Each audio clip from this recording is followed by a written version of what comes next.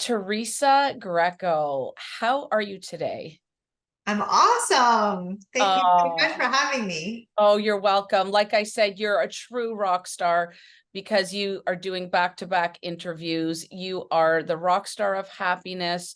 You're a life coach, a wife, a mother. You are so many great things, but I feel like there's such a story behind how you got to where you are today. And I'm going to just sort of chat with you about some of those things. So, how did you get into life coaching? Can I ask? Mm.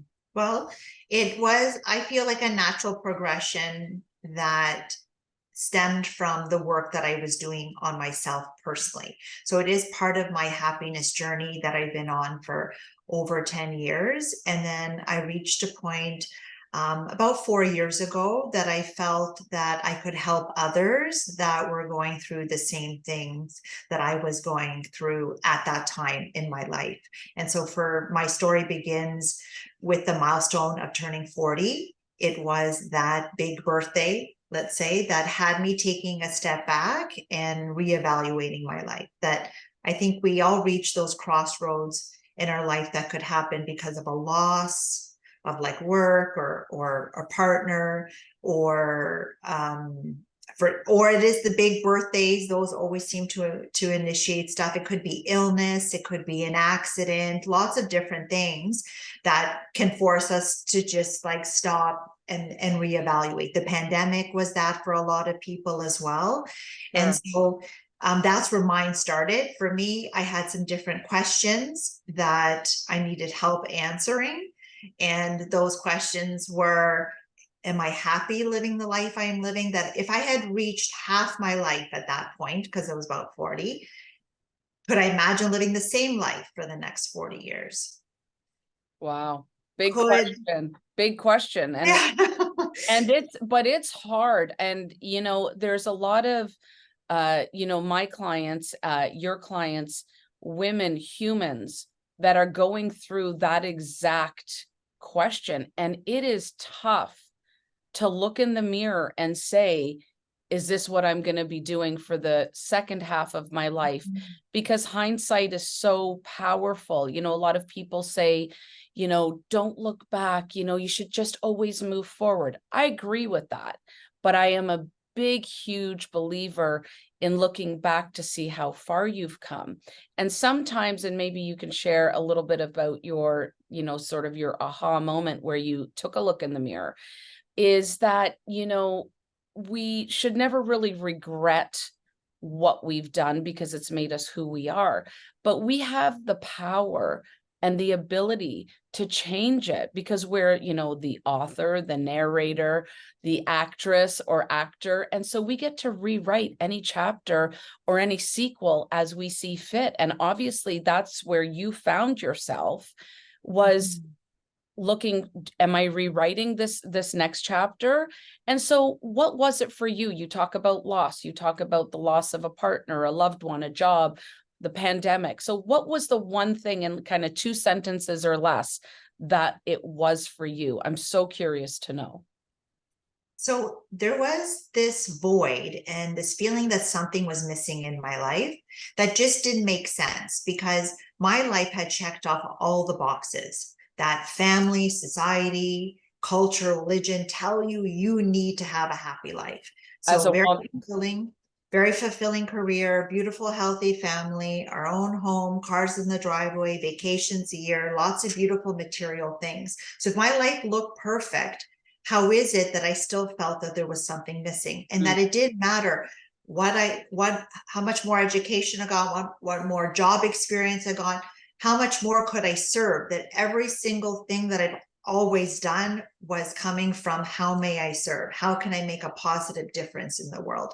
And it didn't matter how much more I was on what they call the satisfaction treadmill, which is where we set these goals for ourselves, we achieve them, we feel good for a little bit, and then we set the next ones a little bit higher, and then we work to achieve them, we feel good for a little bit, and then you're like, now what? And you're always looking for that next thing to make you feel happy. And so and it didn't matter how much more I did, I still was unhappy and unfulfilled. And so it was in the asking, it was in the realization of that this feeling of being lost, this feeling of like, how does someone get to the age of 40 and not know who she is? And then Mm. I suffered in silence for a very long time, not wanting to talk to anybody about it Why? because it Can would I be, ask why? Because I feel like as women, we do that a lot and we suffer in silence because we feel like we're doing our job or our duty of providing for our family, looking after the kids, the home, the husband, wives, whatever the case may be. And so you suffered in silence because was it almost like I have so many clients and so many women that will say to me, outside, I look like I have this perfect life. And I know through private investigation, the gals and the ladies that call me and they've got, the vacations, the massive, homes and vacation properties all over the world and Black American Express card, they feel bad to say something's missing. I'm not happy. And was that what it was for you? It's almost like this guilt, like I look at other people and I feel so much more fortunate. So why aren't I happy? I'll just keep it to myself. Was that what it was for you for Mhm, keeping mhm. silent? It's some of that. It's some of that. But also, my life is very tied to looking for that love and belonging and acceptance outside of myself. And Mm, that in looking for that love, I was trying to please everybody else and trying to be the perfect mom, perfect wife, perfect daughter in law, perfect friend, perfect employee, living up to external expectations for who I needed to be for everybody else.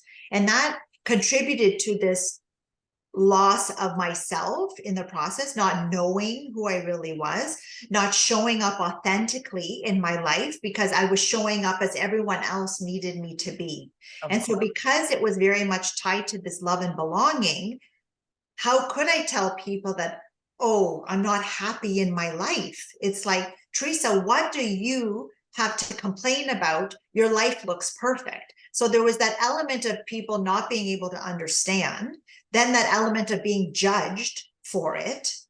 And so I also didn't want that. And I also didn't want people to think that I wasn't appreciating the life that I had. And so to avoid all of that judgment, I just chose not to talk to any about it. And I just spiraled like down and down and down. But in the me losing myself and never really connected to I didn't even know who my true authentic was because of me living up to everybody else. I wasn't loving myself at all because I was looking for that love outside of me. Because I wasn't connected to that love, I also believed that nobody really loved me. So if I even spoke out, it would just be them also just turning their back and not supporting me. Like I wasn't going to get anything because I really didn't believe anyone really loved me either. And that if I died, this is the low point of my life, that if I died, nobody would even care. I didn't believe my parents loved me. I didn't believe my spouse loved me. I believed my children loved me, but I didn't believe anybody else really did. And that, as I said, if I died, everybody would just continue living the life that they're living, and who So, cares? and it sounds like to me, these are all very familiar feelings, not only from a professional standpoint, but also a personal standpoint, because we tell ourselves stories that are not true. I've come to, when you said, I lost myself, I think you were finding yourself. So I sort of always changed the narrative that when you felt the most low or the most lost is probably when the most growth was happening too. It was the universe's way of pushing you and saying, Teresa, no, you are loved, you are needed, you are wanted, you are this beautiful force. Now show up for how you're supposed to show up. And it is a painful process. I always call it sort of like a rebirth.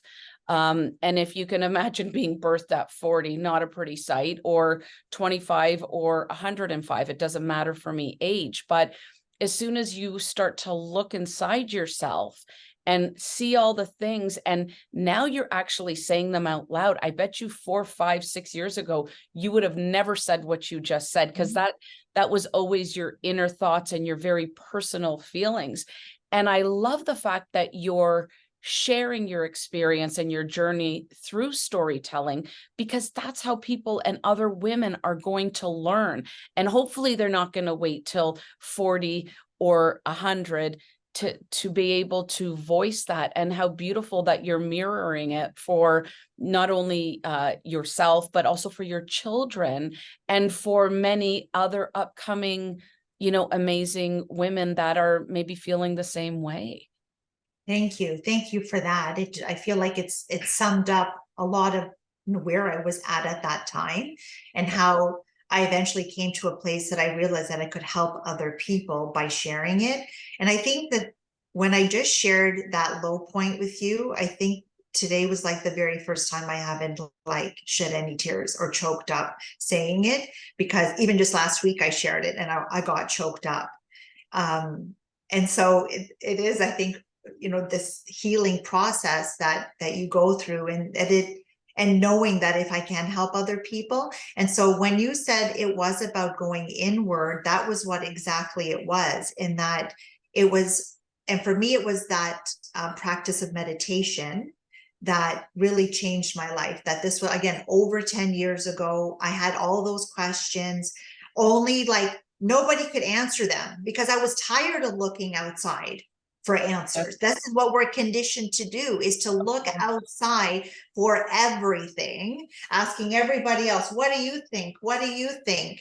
And then trying to find the answers and trying to look for that love, that peace, that happiness in our possessions, positions, titles, degrees, relationships, experiences. We're conditioned to look in all of those areas to try to fill what it is that we need, not recognizing that everything we want or are looking for always exists inside of us. We just have to go inward.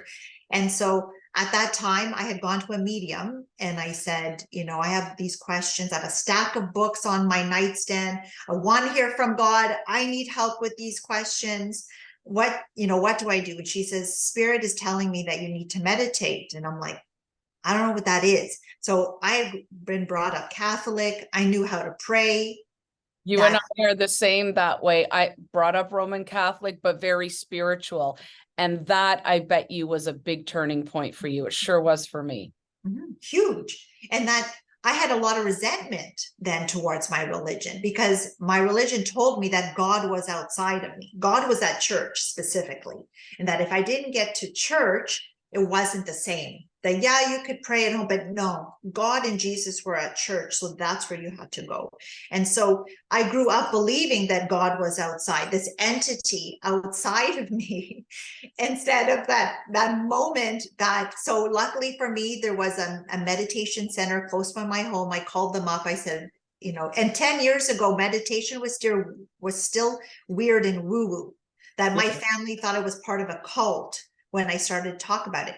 Now it's like, right now, it's so lovely. Everybody's doing it. It's such a big trend and buzzword now, where I'm so thankful, because if people can actually do it and practice it, then they're going to reap some of the benefits. And they're more open to talking about spirituality now than we were even back then. As I said, it was like weird and woo-woo, whereas I think things are changing, which makes my message around happiness a little bit easier for people to understand, because they don't, maybe immediately put their back up.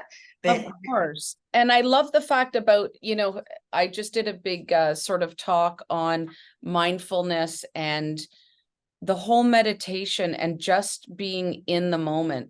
I know, just sort of going backwards as well, every mental health professional, and I deal with a lot of them, everybody regarding brain wellness, they're all about being mindful and meditation. So I always thought I had to become, a yogi, and I had to go and drive, half an hour there, do the hour and a half class, and drive home. Who has 3 hours? Like, I wish, right? But what I came to learn very quickly is that you can meditate anywhere and for any amount of time, whether it's 2 minutes or 102 minutes, same effect. And it improves your brain health, your mental health, your soul, your spirituality, your leadership. It helps give clarity to, decision-making power. So I'm obviously, you can see I get all worked up in a good way when people, talk about mindfulness and meditation, because it really grounds you to a place of clarity. Right. And it sounds like that's what happened for you, is that you got to a place where you were like, okay, now I see everything step by step, whether it's, becoming spiritual, which I'm assuming you are now. It doesn't mean you have to give up your religion. It could mean you give up your religion, or it could just mean that you practice spirituality. And God is like, to me, I still pray, I still whatever, but I do more believe in being spiritual and the universe. There's too much evidence. There's too many things that have happened to say that it's a coincidence or, it doesn't exist, right? So, but I think that's a podcast for a whole other time as well, because we have a few more really important questions that I want to ask you. And so when you had this, let's just say, spiritual awakening or awakening of, I'm going to say almost like your heart and your soul, and you realized that the love was always inside of yourself. I mean, that takes a lot of courage, a lot of resilience, but it also changes a lot of things for you. And it'll change your dynamic and how you deal with your personal and professional life. And so, was it tough for you to sort of come out and say, look, I have this clarity. I'm not perfect at it, but this is the road I'm going down. Please support me. Did you have the support from your family and loved ones? Well, I think when you start to discover your inner being versus your outer being. So we are living, most of us, with the outer being and not familiar with the inner being. And that is a lot of the work that I do with my clients, is they've achieved all of that outside stuff. And it's Yes. like, now what? Well, the now what is like, oh my goodness, there's a whole journey going inward to discover a part of yourself that again, we don't know how to connect with. We don't talk about it openly because people feel it's weird. Although sometimes I might refer to it as that gut instinct, that intuition, but it is your spiritual self. It's the energetic, infinite, eternal part of you. It is the energetic part that is connected to everything around us. It is that higher intelligence, that wisdom that we have access to, that love, peace, and happiness that is our true essence and original nature, that is what we connect to when we go inward versus being so outward. And sometimes, closing your eyes and and stopping distraction on the outside can help us to focus on that part of us that is always speaking to us, that is trying to guide us towards our happiest life, where that inner genius and superpower and magic and creativity and extraordinariness, all of that exists inside. And so it's like, now we just have to make time to connect with it. And that's also part of and how do we connect with it? Because it's different for everybody. And so I realized that when you start to tap in and you start to discover this, you just want to shout it from the rooftops. You're just like, everybody, Yeah. And then you realize it was like, no. And then it's like, oh, okay. Everyone's on their own path. They're all on their own journey. When they choose to awaken, even if they may not awaken, that's also on everybody's soul path and experience that they want to have in this lifetime is different. So I realized, okay, you just need to back off and really. But you get excited and passionate about it. And it's kind of like, well, I feel like this, and I feel like you can feel like this. So you want to help people. And like you said, sometimes people aren't ready to be helped. And I know that, even in the private investigation business, a lot of people will call me in their worst time. So whether it's infidelity, questionable behavior, addiction, the loss of a loved one, the loss or kidnapping of a child, there's many different reasons people had called us. And I always just want to run to their rescue, because I feel like people like us who are healers, you want to help. But something that I struggled with for a few years is that, and it sounds like you did as well, I don't know for the amount of time, but I just wanted to help everybody. And you had to realize, like you said, you have to take a step back and say, I'm here if you need me. But when people ask you, why, or how am I going to feel better? You want to give them the answers. And, maybe it's a matter of not giving them the answers. I don't mean telling them what's wrong, but giving them the answers of, living in the moment, about meditation, living in gratitude, listening to your higher, or finding your higher power and finding that inner peace, because then we're able to become unbreakable. We're able to deal with the big stuff as it comes, and it will come. You and I both know it's coming, right? It's hills and valleys, it's obstacles. There's birth, there's death, there's lots of love and, excitement, along the way of the journey of life. But it sounds like you really sort of tapped into your inner self and said, okay, I am enough. I am love. And I'm okay with who I am. There's room for improvement for everybody, myself included, but it sounds like you went down sort of that rabbit hole and said, I love this. I don't like this about myself. And now I want to share with others who are ready to get the help that I can offer them. And I love that about you. Thank you. Thank you. But it was like 6 years of working on myself. So as you Yeah. said, going into that rabbit hole was like, oh, wow. So then there was like a whole realization that as soon as I tapped into that, which is love, and it's like, oh, geez. Then I realized all the different ways that I was not loving myself, how my mental self was not in alignment with that love, how my physical self, my emotional self was not in alignment. So it is now very much my message is that happiness is an innate quality of our spiritual self, along with love and peace. It is all of that.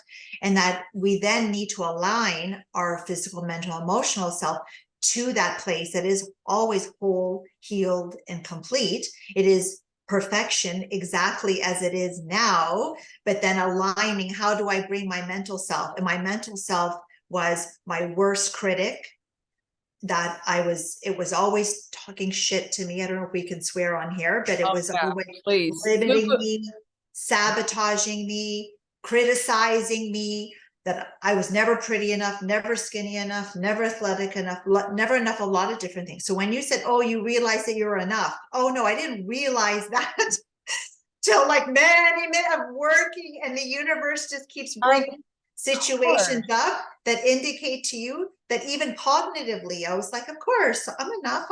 No, things happen, and it little pushes on the little thorns here at the side that it was like, are you kidding me? And still over 10 years, and it's work. It's It work. is work, but it's work every day. And that's, so key. I love the fact that you brought that up, because a lot of times people think, okay, went through therapy, I went through this, I went through that, I'm good now.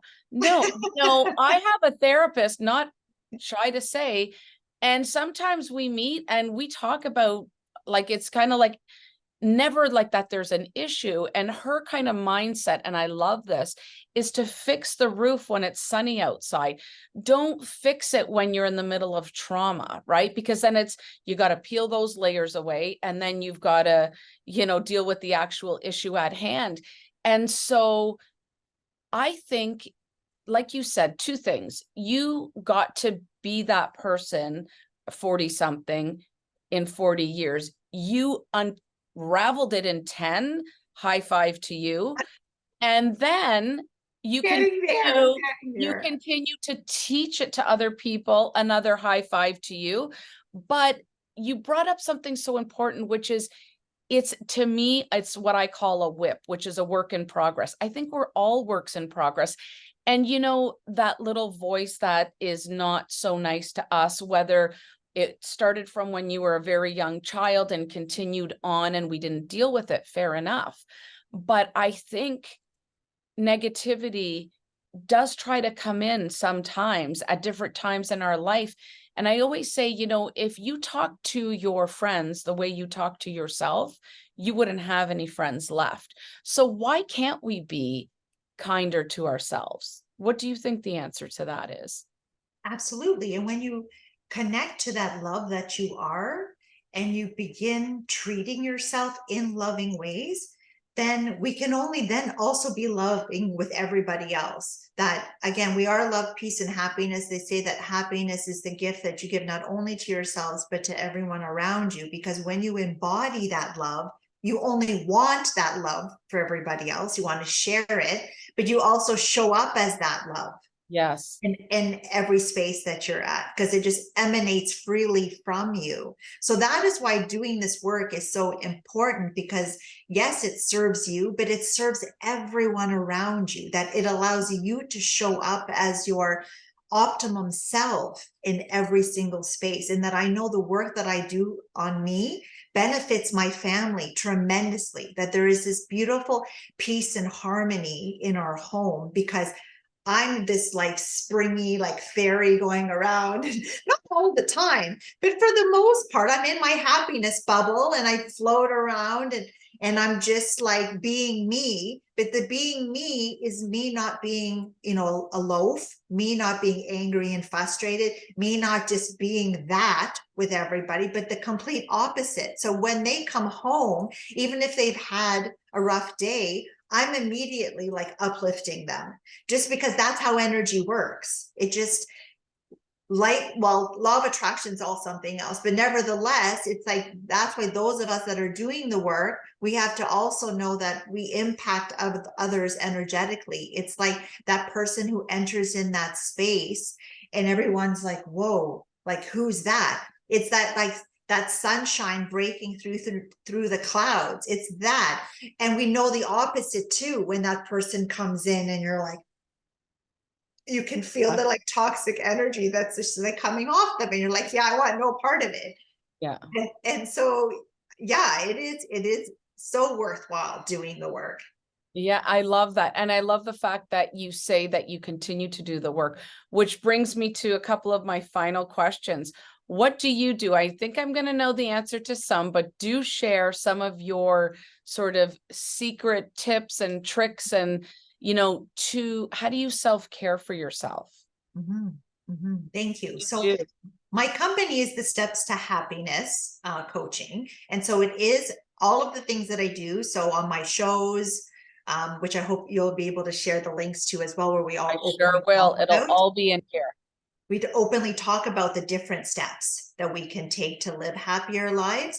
And so I'm going to say that it's important for people to develop a happiness toolkit, that in that toolkit is those practices that help you to connect with that place inside of you that is always happy. So people believe that the activities are their happiness. So whether it's going to concerts and sporting events, or hiking, or doing exercise, or drawing, or whatever, hanging out with friends, going to networking events, movies, all these things, that during the pandemic, when a lot of these things were taken away from us, people were like, well, how do you expect me to be happy?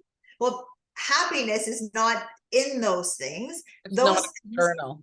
are a vehicle that are helping you to connect to a place inside of you that is always happy, and happy in abundance. So your toolkit is going to be different than someone else's. So it's important that when you spoke about mindfulness, that when you are in every moment, to be conscious and aware of how you feel when you are participating in particular things, or when you're hanging out with certain people, is to really hone in and say, how do I feel? Do I feel happy? If it's making you feel happy and energized and butterflies and optimistic and all of that, you want to become aware of that and add that to your toolkit. So those things Love that. for everybody could be cooking, could be drawing, playing with your kids, walking your But what dog, is being it out for in nature. you?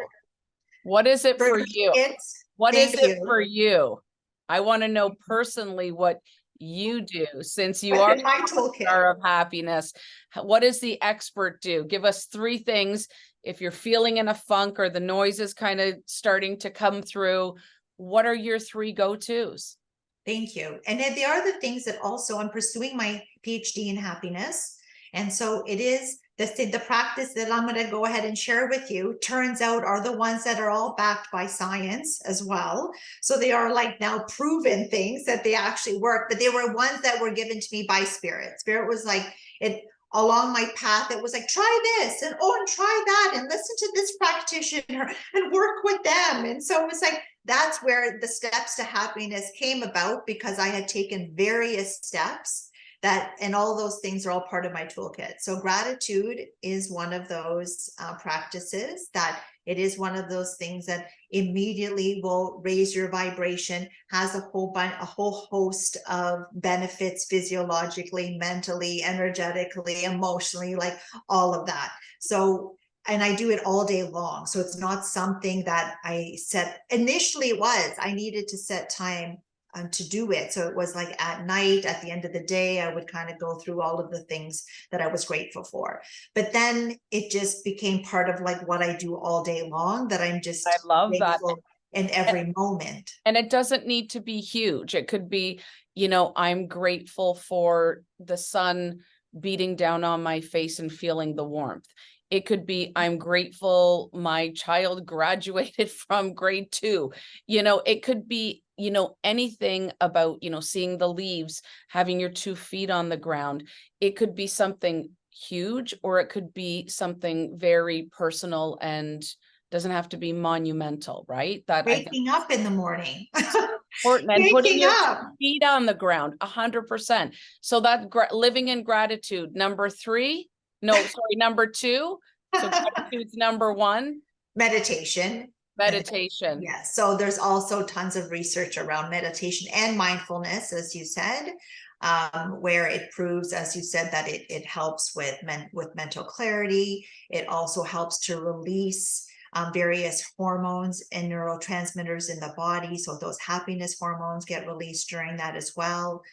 So that is one of those practices that I love that. and the thing with meditation too, because you made all those great points about it, which I was so thrilled that you did, about it being 2 minutes or like 102, and you don't have to get to that special location. All you need to do is just close your eyes and go inward. Like it's just in there.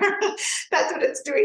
So you could go do that in the washing stall. You could do that in Yeah. your car. You could do that in your backyard, like anywhere. You don't need the candles and the incense and the loose clothing. And But a like, lot of people thought that, again, myself included, until somebody said, oh no, like you said, you can do it anywhere, you know.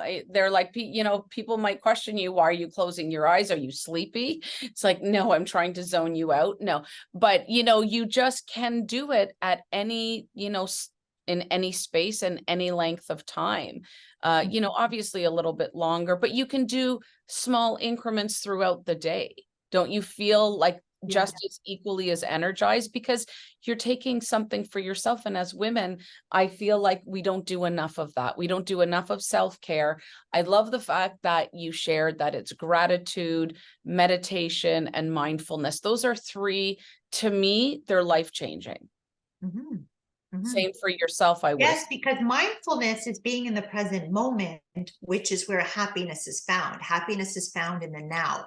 So oftentimes when we're participating in those activities that you think are bringing you joy, but what they're actually doing is connecting you to the joy that's inside of you in abundance, always flowing there. You just need to tap into it. Is that, oh, No, no. you were saying, no, you were saying that you were living in the moment. I think what you were Yes, going to yes, yes, say. where happiness is found. Yes. So you're like, oh, I feel so happy. Yeah, it's because you're present. But oftentimes we're living in the past, right? That the way our brain operates, 95% of the 60 to 70,000 thoughts that we have are the ones from yesterday. So it And just, that's what leads to depression, is I always, and I know this, again, science-based, when you live in the past or you have things that have happened in the past, it often causes a lot of depression. Thinking about the future can cause anxiety. So just being in the moment is so powerful. yes. And checking in with yourself, right? Being consciously aware of how you're feeling, what's going on. That's where that appreciation and gratitude comes in, because then you're like, wow, like as you said, the sun feels so good on my skin, or the warmth feels so good on my face, or this breeze feels amazing, and this, and like the colors that are surrounding me and the sounds that I'm hearing with my ears. It's just that when I eat too, like I eat very slowly, but it's and everyone around me is annoyed. It's like they're already done, and I'm Yeah. still like there, because it's like I'm really enjoying the moment, being so aware of like the colors on my plate, and the textures in my mouth, and the tastes, and all of it. And so I eat very mindfully. And if we could do that with everything that we do, to be really present and saying, okay, like while you're working on something, are you like, do you need to take a break? Is, you know, is your body, is the communication of your body telling you you need to get up and stretch, and you need to go for a walk, or do you need to eat something? But oftentimes we just stuff and tuck, and we're like, no, I don't have time for that. And you just keep plowing through, and we have all of these, you know, different sayings around no pain, no gain, and all this other stuff, that it's like, then we're not living our happiest lives. If we're working 60 to 80 hours a week, getting to the end of the week because we, you know, have a brutal commute, and maybe work with awful people, managers and colleagues that are all negative and toxic, and then we're like, I hate my life. Yeah, because Yeah. how much time did you spend connecting to your happy place this week? Exactly. I love that. You are absolutely rock star and amazing. Thank you, thank you, thank you. Lots of love. And I so enjoyed speaking with you. I hope that there's going to be a part two. I'm going to include everything, all your bio, and people can find you on social media, on your website, and contact you if they wish. You are a breath of fresh air. Continue being that bubble of happiness. Bring some my way and to everybody else. And I so look forward to chatting with you again. Thank you so much. It's been such a delight. Thank you.